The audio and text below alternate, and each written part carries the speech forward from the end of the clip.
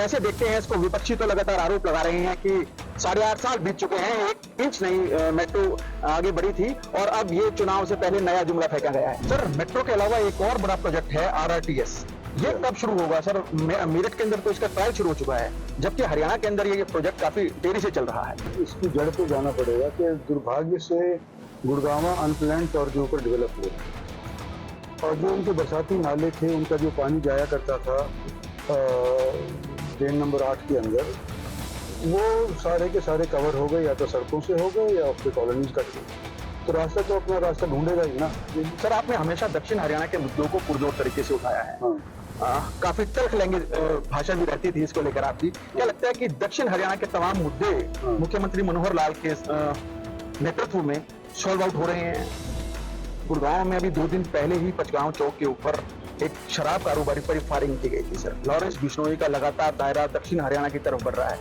Crime को किस तरह से देखते हैं सर, दक्षिण हरियाणा में या फिर हरियाणा में? हमारे साथ इस वक्त केंद्रीय मंत्री राव इंद्रजीत सिंह मौजूद हैं। सर, लंबे अरसे के बाद मेट्रो का आगमन हुआ है, खासतौर पर पुराने गुरुग्राम में। कैसे देखते हैं इसको? विपक्षी तो लगातार आरोप लगा रहे हैं कि 8.5 साल बीत चुके हैं, 1 इंच नहीं मेट्रो आगे बढ़ी थी और अब ये चुनाव से पहले नया जुमला फेंका गया है। देखो, ऐसा है कि जब पहला मेट्रो गुड़गांव को मिला उस टाइम भी मैं एमपी था और ये हुडा सिटी सेंटर दिल्ली से मेट्रो से जुड़ गया था। उसके बाद दूसरा जो मेट्रो गुड़गांव को मिला, रैपिड मेट्रो, जो कि डीएलएफ की ज़्यादातर कॉलोनीज को, समृद्ध या न्यू गुड़गांव को ज़्यादातर कवर करता है, तब भी मैं एमपी था जी। जब ये 2 मेट्रो का उदाहरण ऐतिहासिक तौर के ऊपर लोगों के पास है, तो वो ये उम्मीद करते हैं कि अगर इंद्रजीत सिंह ने प्रयास किए हैं और प्रधानमंत्री ने इसको मंजूरी दी है, ये तीसरा भी फल लाएगा। ये तीसरा फल अगर लाता है तो इतना प्रभाव जो पहले 2 मेट्रो के थे उससे ज्यादा लोगों की जिंदगी को ला करके देगा। वो इसलिए कि ये उस क्षेत्र को कवर करने लग रहा है जहां पर लोग समर्थ नहीं थे, जिनके पास अपना साधन नहीं था, जिनका आना जाना रोजाना का दुर्लभ था, या तो अपनी मोटरसाइकिल से जाया करते थे या ट्रेन के अंदर घिचपिच होकर के या बसों के अंदर घिचपिच होकर के जाया करते थे जी। ये 28 किलोमीटर 28.5 किलोमीटर का फासला 28 स्टेशन के मार्फत लोगों को मेट्रो की ये सुविधा मिलने लग रही है। गुड़गांव सिटी सेंटर से लेकर के और साइबर सिटी तक पूरा जो सर्कल है गुड़गांव का, जो अभी बकाया था, आधे से ज्यादा जो बकाया था, वो पूरा हो जाएगा, मुकम्मल हो जाएगा। तो मैं समझता हूँ कि कोई 2 राय नहीं होनी चाहिए कि सिर्फ हम इलेक्शन के नजरिए से इसको हम बनाने लग रहे हैं। अगर अनाउंसमेंट हो गई है केंद्र की कैबिनेट से या प्रधानमंत्री की तरफ से, अगर इसको अनुमति मिल चुकी है तो लगेगा, बनेगा और 4 साल के अंदर पूरा हो जाएगा। प्रोजेक्ट तो मंजूर हो गया है सर, इसमें आपका भी काफी महत्वपूर्ण योगदान रहा है। क्या लगता है कि कब शुरू होगा प्रोजेक्ट और कब तक ये बनकर तैयार होगा? बनने में तो 4 साल लगेंगे, वो तो इतना तो है ही, इस इलेक्शन से पहले तो बन नहीं सकता जी, लेकिन शुरू इलेक्शन से पहले हो जाएगा। सर, मेट्रो के अलावा एक और बड़ा प्रोजेक्ट है RRTS, ये कब शुरू होगा सर? मेरठ के अंदर तो इसका ट्रायल शुरू हो चुका है, जबकि हरियाणा के अंदर ये प्रोजेक्ट काफी देरी से चल रहा है। इसमें थोड़ी सी हमारे को दिक्कत आ रही है दिल्ली की लोकल गवर्नमेंट की वजह से। आप आदमी की पार्टी की तरफ से पैसा भरने की मंजूरी हमारे को नहीं मिली है। RRTS सिर्फ हरियाणा को ही नहीं, राजस्थान को ही नहीं, दिल्ली से शुरू होगा और जब तक दिल्ली का जो सेक्शन है उसकी मंजूरी आप पार्टी नहीं दे देती है तो हमारा इसके और जगहों के ऊपर पैसा खर्च करना उचित नहीं है। तो कोशिश करी गई है, अभी तक तो कोई रास्ता हमको नजर आया नहीं है कि उन्होंने हमको पैसे देने की मंजूरी कर दी हो या अपनी सहमति दर्ज करा दी हो। अब कोशिश ये करी जा रही है कि अगर उनसे नहीं भी होता तो कम से कम ये जितने भी हमारे इंडस्ट्रियल बेल्ट के क्षेत्र हैं, गुड़गांव से शुरू होते हैं, उद्योग विहार 4-5 हैं, मानेसर है, आपका बावल है, जयसिंहपुर खेड़ा है, नीमराना है, तो यहाँ तक अगर हम दिल्ली के बिना भी इसको प्रोजेक्ट को लगा देते हैं तो वायबल हो जाएगा। ये हम आज के दिन मुहिम चला रखी है, देखते हैं क्या निर्णय होता है। विकास तीर्थ यात्रा पर निकले हैं सर आप लोगों से मिलने के लिए। विकास की बात करते हैं गुरुग्राम के, हर मानसूनी बारिश में शर्मनाक स्थिति का सामना करना पड़ता है।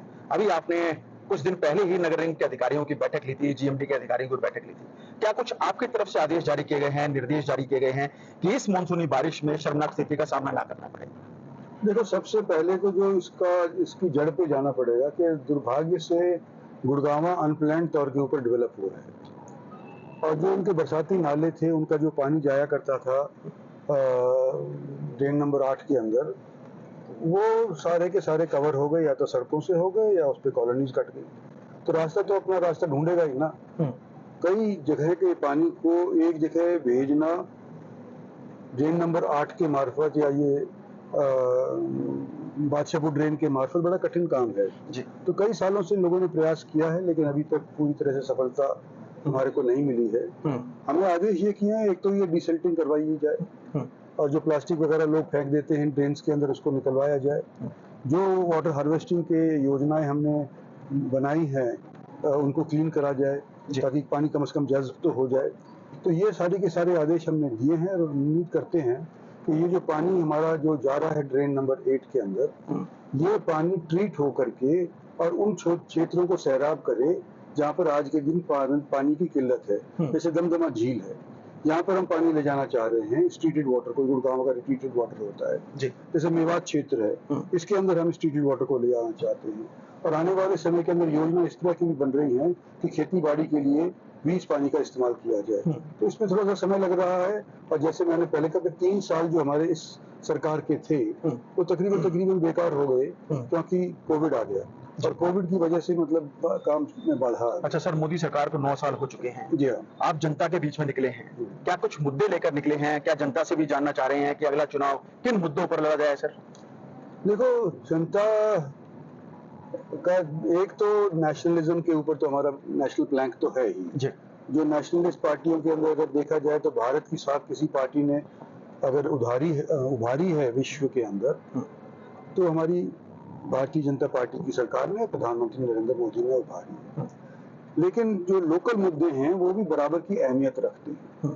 तो हम ये समझते हैं कि आने वाले चुनाव के अंदर जो पहले एक चीफ मिनिस्टर साहब अपने जिले को ही डेवलप करा करते थे, और उनके जाने के बाद दूसरा चीफ मिनिस्टर साहब आता थे, वो भी अपने एरिया को डेवलप करते थे।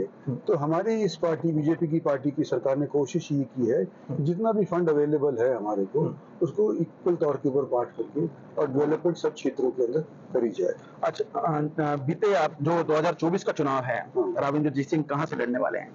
वो तो पार्टी बताएगी। मेरे को तो लगता है गुड़गांव से ही, अभी तक मैं 4-5 बार लड़ चुका हूँ, तो मेरे को गुड़गांव से ही टिकट देने की उम्मीद है। हम तो उम्मीद करते हैं कि पार्टी हमको यहीं से टिकट देगी। सर, आपने हमेशा दक्षिण हरियाणा के मुद्दों को पुरजोर तरीके से उठाया है। काफी तल्ख लैंग्वेज भाषा भी रहती थी इसको लेकर आपकी। क्या लगता है कि दक्षिण हरियाणा के तमाम मुद्दे मुख्यमंत्री मनोहर लाल के नेतृत्व में सॉल्व आउट हो रहे हैं, पूरे हो रहे हैं सर? देखिए, कोशिश प्रयास जारी है। एक मुद्दा पूरा होता है तो दूसरा खड़ा हो जाता है, तो ये मुद्दे और डिमांड्स कभी खत्म नहीं होती। पर उन्होंने अपनी तरफ से प्रयास किए हैं।